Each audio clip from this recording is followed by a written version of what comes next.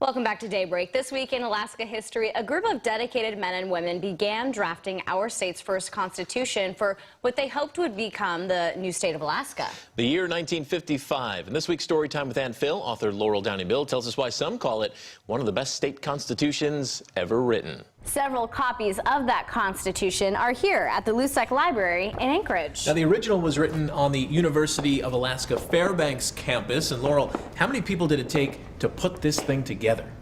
31 delegates from the main cities of Anchorage, Juneau, and Fairbanks, along with 24 others from other parts of Alaska, gathered at UAF on November the 8th, 1955 to draft this. Now, you had 49 men and 6 women, and they came from all walks of life, from lawyers to miners to even housekeepers. The only representative of the Alaska Native community was one fellow by the name of Peratrovich, and he was a Tlingit merchant from Klawock. Appropriately enough, the state's future first elected governor would have something to do with this?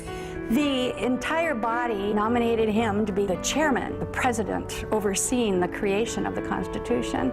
And it was a good choice because he had a lot of experience with parliamentary procedure, and he also had a lot of knowledge with political things and how to get people to work together. They worked diligently and elected Peratrovich to be the vice chairman at the time.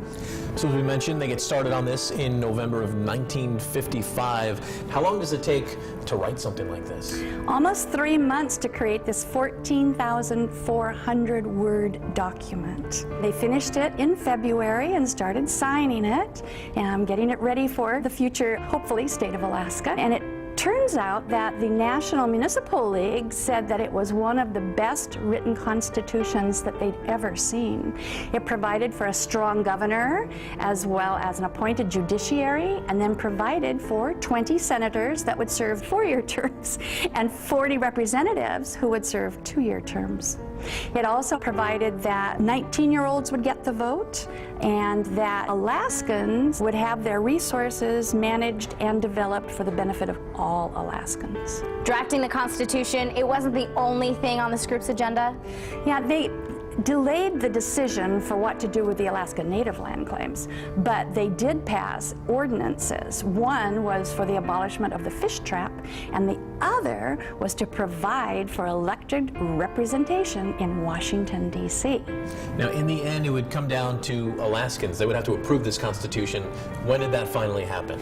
April 1956, Alaskans went to the poll, and a vote of almost 2-to-1, they approved statehood.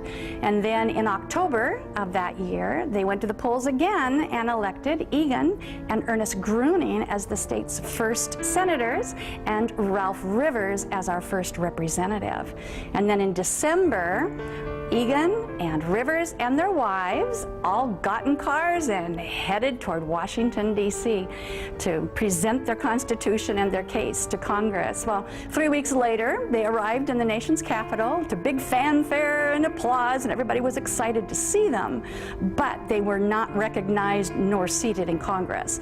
It took another 1.5 years before Congress would approve Alaska becoming a state, and that happened on June 30th, 1958, and then another 6 months on January 3rd, 1959, we officially became a state of the Union.